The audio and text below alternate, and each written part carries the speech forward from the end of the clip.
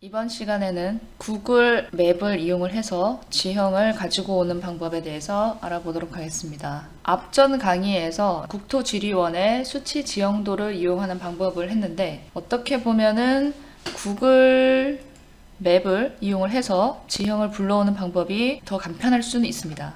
자, 빌딩에서 구글 맵 통합 이 부분을 누르게 되면은 프로젝트 위치라고 맨 처음에 나오는데, 내가 이 건물을 만드는 프로젝트에 해당 위치를 지정을 해 놓는 건데, 이 위치 설정은 아치라인에서 새 프로젝트를 시작을 할 때, 새 프로젝트 파일 생성을 눌렀을 때 여기서 나타나는 프로젝트 관리 창에서의 이 프로젝트 위치랑 동일합니다. 이 창은 시작할 때만 나타나는 건 아니고, 파일에서 BIM 부분에 프로젝트 매개 변수를 누르게 되면 이 창은 계속 다시 꺼내서 이 해당 항목들을 추가를 할 수가 있습니다. 프로젝트 위치에서 눌러서 그 해당 프로젝트의 지역을 설정을 해 놓을 수도 있고, 혹은 구글 맵 통합 이 부분에서 프로젝트 위치를 눌러서 해당 지역을 설정을 해 놓을 수도 있습니다. 메뉴 위치만 다를 뿐이지 위치를 지정을 한다는 기능은 동일합니다. 자, 인터넷 매핑 서비스가 있고, 기본 도시 목록, 부기 설정이 있고요. 기본 도시 설정은 도시 미리 설정되어 있는 이제 경도 위도 값을 가지는 도시를 목록에서 선택을 할 수가 있습니다. 우리가 원하는 동까지 이런 정도의 디테일은 없긴 하겠죠. 여기서 설정을 할 수도 있고, 경도 위도 값을 안다면 추가하기 해서 경도 위도 값을 입력을 해서 추가를 할 수도 있지만, 경도 위도 값을 알고 있는 경우가 사실 많이 없죠. 우리가 주소를 알고 있는 경우는 많지, 경도 위도가 이제 실생활에서 그렇게 흔히 쓰이진 않으니까요. 그죠? 지도를 확인을 해서 경도 위도 값을 확인한 다음에 입력을 할 수는 있습니다. 그죠? 자, 프로젝트 위치를 눌러서 다시 인터넷 매핑 서비스는 이제 구글 맵을 보면서 직접 그 위치를 지정을 할 수가 있습니다. 자, 동까지 한번 검색을 해볼까요? 잠실로 검색을 해보겠습니다. 그러면은 화면 이동은 여기 줌인 줌아웃 하시면 되고요. 이 빨간색 마커가 나오는데, 이 마커의 위치가 프로젝트의 위치가 됩니다. 드래그해서 좀 더 디테일한 위치로 이동을 할 수가 있습니다.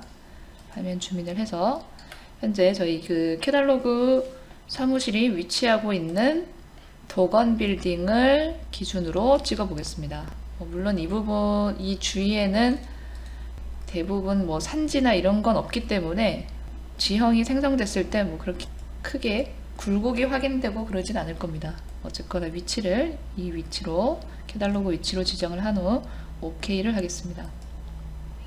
자, 그 다음, 자, 레스터 이미지로 지도 가져오기 하면 프로젝트 위치에서 지정한 지역의 지도 이미지가 이미지로 임포트가 됩니다. 자, 임포트를 할 때 구글 맵에 보면 지도가 있고 위성이 있습니다. 위성을 하게 되면은 실제 위성 사진으로 이미지가 가져오게 되고, 지도를 선택하게 되면 지도 이미지로 가져오기가 됩니다.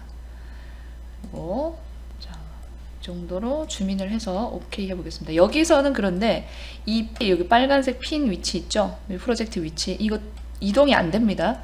그냥 이렇게 화면 이동만 될 뿐이지, 프로젝트 위치는 맨 처음에 있었던 프로젝트 위치 설정하는 기능에서 실행을 하셔야 됩니다. 여기서는 안 됩니다. 이미 지정되어 있는 프로젝트 위치에 맵을 가지고 올 뿐입니다. 맵의 이미지죠. 그러니까 오케이 해보겠습니다. 납작한 이런 플랫한 이미지 한 장이 가지고 오기가 되는 것을 볼 수가 있습니다. 이 위에 건물 배치한 모습을 확인을 할 수도 있겠죠. 자, 되돌리기 하고 이번에는 2D가 아닌 지형을 가져오기를 눌러보겠습니다. 자, 지형을 가지고 올 때는 지형의 해상도를 선택을 할 수가 있고요. 높은 화면은 당연히 가지고 오는 속도는 떨어질 겁니다. 자, 중간으로 확인해 보겠습니다. 마찬가지로 맵이 나오는데, 이 맵에 이 프로젝트 위치, 이 핀 이동할 수 없습니다. 네, 처음에 지정한 지역의 위치가 그대로 적용이 됩니다. 위치를 이동하고 싶으면 다시 지역 설정을 하면 되겠죠. 자, 이미지는 위성으로 변경을 하고, 자, 적당히 화면을 줌인한 다음에 이 정도 할까요? 자, OK 하겠습니다.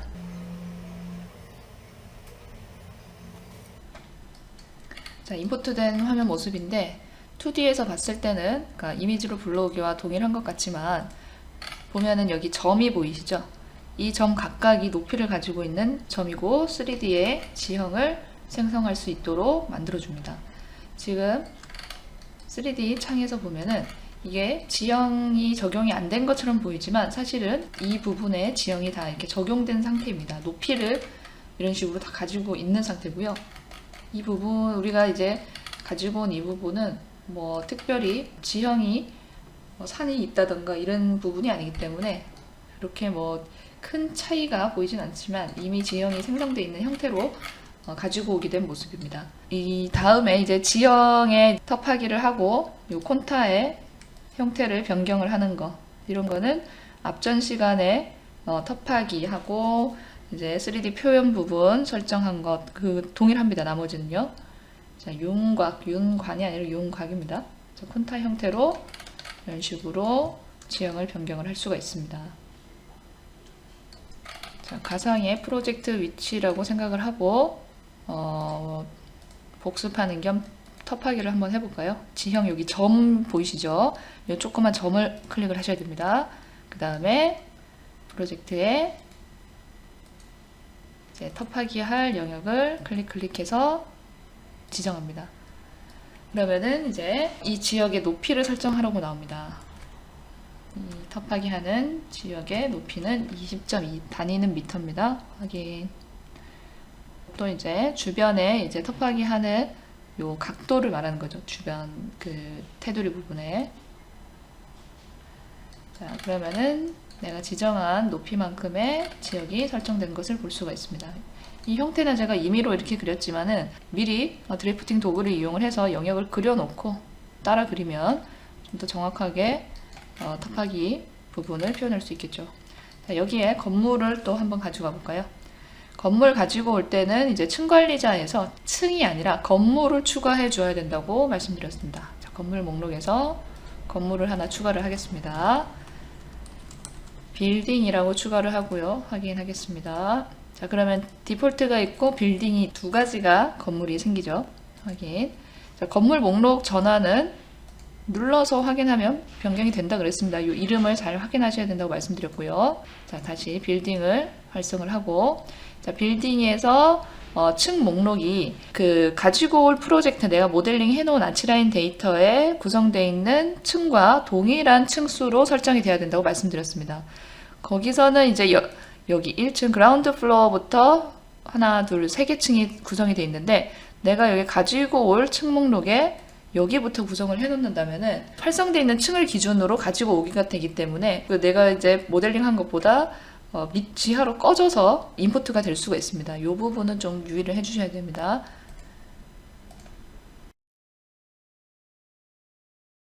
베이스 층은 삭제를 했고요.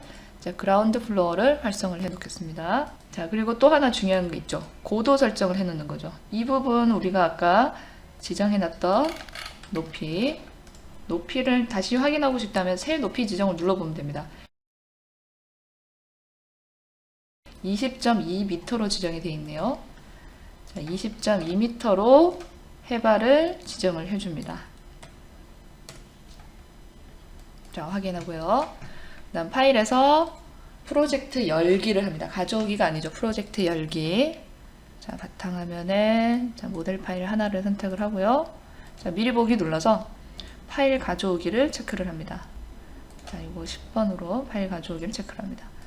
이 가지고 올 때 가지고 올 게 이제 섹션이 아니죠. 그죠? 그리고 3D를 가지고 오는 게 아니에요. 네, 기본이 되는 평면 파일을 선택을 해 주셔야 됩니다. 파일 가져오기 체크하고 열기 하겠습니다. 자, 그럼 새로운 창에 이렇게 가지고 오기가 되는데 페이지 업다운을 눌러서 이제 층, 불러오게 된 층을 확인을 하고요. 1층, 2층, 지붕층 이렇게 3개의 층으로 구성이 된 프로젝트 파일입니다. 그리고 이 치수는 뭐 오히려 이동하거나 선택할 때 방해가 되니까 선택해서 유사 개체 선택하면 모든 치수가 한꺼번에 선택이 됩니다. 딜리트해서 삭제하겠습니다. 마찬가지로 2층도 선택에 유사 개체 선택, 딜리트. 이 모든 층을 한꺼번에 복사를 해야 되기 때문에 선택 도구에서 자, 창으로 모든 층 안을 선택을 합니다. 긁어서 모두 선택하고 복사합니다. 자, 복사할 때는 제가 말씀드렸죠. 기준점을 항상 클릭을 해주셔야 됩니다. 기준점 클릭. 자, 이러면 복사가 완료가 됐고요. 자, 내려놓고 자, 이 지도 위에서 붙여넣기 합니다. 자, 붙여넣기 하고 바로 이렇게 이 대지에 배치를 해볼까요? 배치를 할 때 요 각도를 지정하고 싶다면 요 기준선이 있으니까 요 옵션 중에서 A 그래픽이라고 있습니다. 이거 화면상에서 이제 그래픽을 보면서 각도를 지정하는 건데 기준점을 여기 찍고 자, 각도가 이렇게 지정이 될 수가 있습니다. 요 방향으로 끝점을 이렇게 찍어 보겠습니다. 자, 배치가 완료된 모습을 확인할 수가 있습니다. 자, 그 다음 구글 어스에서 지금 이렇게 이게 구글 맵이잖아요. 구글 맵이니까 구글 어스랑 또 연동을 해서 구글 어스에서 이 데이터를 확인을 할 수가 있거든요. 그거 한번 내보내기를 해볼까요? 빌딩에 보면은 자, 3D를 KMG 파일로 저장하고 파일로 만들 수가 있습니다. 구글 어스에서 KMG 파일을 열어서 해당 위치에서 모델링한 데이터를 확인을 할 수 있습니다. 자, 바탕화면에다가 저장을 한번 해볼게요. 자, 테스트라는 이름으로 저장을 하겠습니다. 지양 없이 보내기. 예. 자, 내보내기를 완료한 후에 자, 구글 어스를 실행을 해보겠습니다. 구글 어스가 프로 버전은 이제 PC에 설치하는 버전이 이제 프로 버전으로 다운을 받을 수가 있습니다. 자, 여기에서 파일에서 가져오기 눌러서 이 파일 자체가 해당 지역의 위치 정보를 포함을 하고 있기 때문에 자, 다시 한번 위치가 엉뚱한 곳으로 가 있네요. 다시 위치를 지정해 주셔야 됩니다. 자, 위치를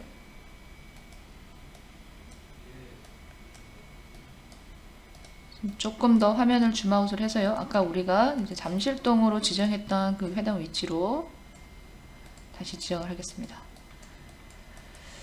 가끔 이렇게 그 위치가 바뀔 때가 있는데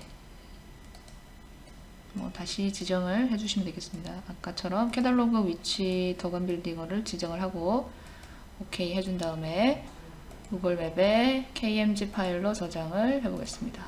바탕화면에다가 이름을 테스트 2번으로 저장을 하겠습니다. 자, 다시 한 번 더 구글 어스를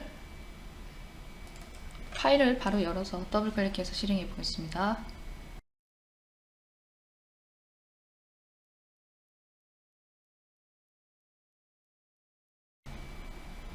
이동이 되는 것을 볼 수가 있습니다.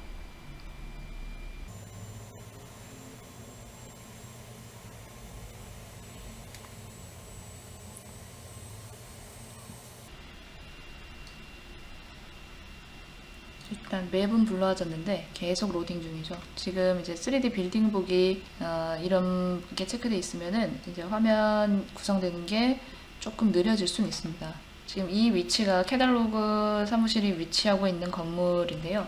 이거는 제가 몇 년 전에 스케치업을 통해서 올려놓은 건물 입니다. 구글 어스에 등록이 돼서 이제 3D 맵을 보면은 건물이 이렇게 표현이 됩니다. 3D 빌딩은 끄겠습니다. 끄고 지도만 보겠습니다. 로딩이 되는 중이니까 잠시 기다리겠습니다. 자, 시간이 좀 많이 걸렸는데 로딩이 된 것을 볼 수가 있습니다. 실제 이제 이 건물의 크기로 로딩이 됐기 때문에 화면상에서 구글 어스상에서 이렇게 확인을 할 수가 있습니다. 자, 그리고 이 그 건물의 속성을 누르게 되면, 이 프로젝트 속성을 누르게 되면 이 부분, 이 조그만 네모난 부분을 드래그해서 회전을 할 수가 있고요. 건물을 이렇게 회전할 수가 있고 고도를 수정을 해줄 수가 있습니다. 지금 20m로 지정이 되어 있는데 값을 입력을 할 수도 있고요. 혹은 이렇게 화면에서 이제 드래그 이렇게 슬라이드를 이용을 해서 위치를, 높이를 변경을 할 수가 있습니다.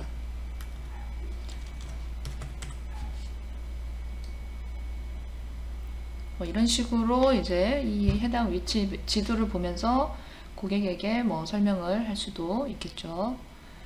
자, 여기까지 구글 어스를 이용을 해서 지형을 생성하는 방법에 대해서 알아봤습니다.